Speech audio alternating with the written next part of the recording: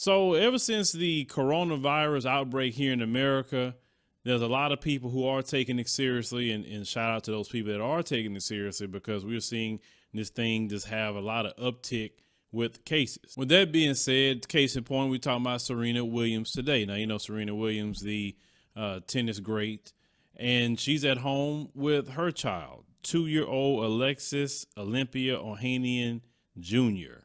Yes, her daughter's named Junior.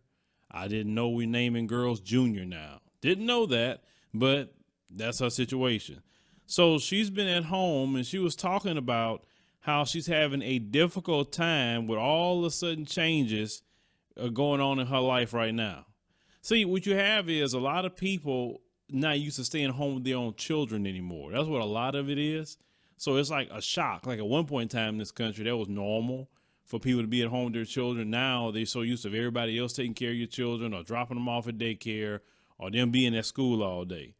So she said that she wanted to talk about her experiences, with the coronavirus, because not that she have it, but because she's home due to that. So Serena Williams had posted a video on the app called TikTok where a lot of people are doing videos. I'm not on there. I don't really plan on going on there because I don't really see an issue for me, or maybe, I don't know, because there's a lot of young people on there, but maybe somebody can explain to me why should I be on that platform. But as of now, I'm not there.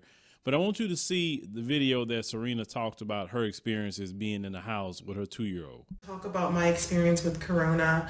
It started out with me feeling like, oh, it can't really affect me. And then suddenly Indian Wells was canceled. And I was like, oh, okay, that's weird, but I have a little time off and I'm going to enjoy that time off. And that one cancellation led to another and it led to another, and then it led to all this anxiety that I'm feeling. And I'm just like, now I've been social distancing for actually a really long time, for probably like 2 weeks now, but every little thing makes me really crazy. And by anxiety, I mean like I'm just on edge anytime anyone sneezes around me or coughs. I get crazy, and I don't hang out with anyone. So when I say anyone, I mean my daughter. She coughed and I got angry.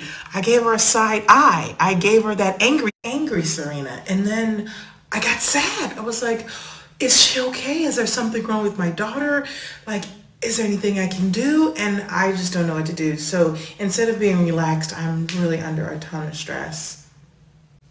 I never expected to be relaxed, but it is what it is, and we'll get through this. We have to, and I just wanted to update you on what I was doing.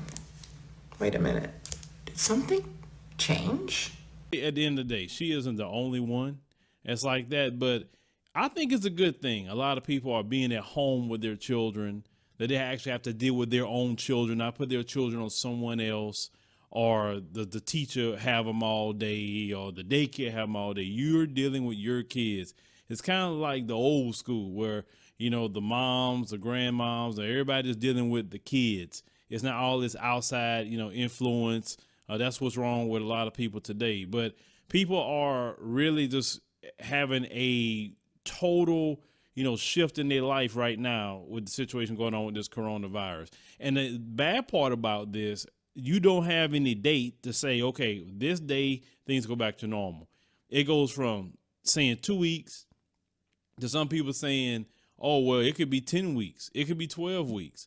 That will fundamentally change the country if you have people locked down for almost 12 weeks. Now, I've said before, as African Americans, our lifestyle is built on lockdown anyway.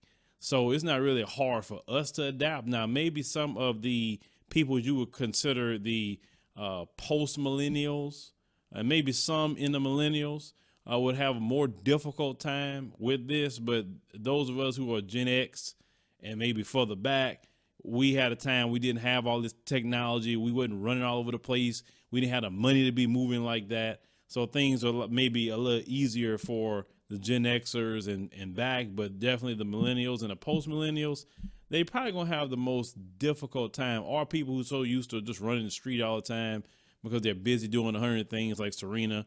And she was talking about here as well that everything just kept canceling, and she's never, dealt with that before, even tripping out on her little 2-year-old with the situation with her coughing. But, I remember people would say, bless you when you sneeze. Now people look at you funny when you sneeze. Now, I mean, that's just, very, very different now. I can't say this, but Serena Williams isn't the only one. Is some of you probably watching this video probably saying, "Oh Lord, these kids when they going back to school, can I go back to work, please? I'm tired of this virtual working." But you know, take the time out and embrace it, because you may not get that ever again. This much time at your house, you know, because some of you may like, I just wish I was at home. I wish, well, not yet home, and some people complaining about that. But leave me a comment, let me know think about the situation with Serena Williams, just, you know, actually just having cabin fever because of the social distancing. She's because that's a part of it. You're gonna have some cabin fever, especially if you don't get out at all. And then with your child all day in and out, you know, she's kind of now being a true stay-at-home mom, and I don't think she could really deal with that as much. But you know what? She may turn into liking it.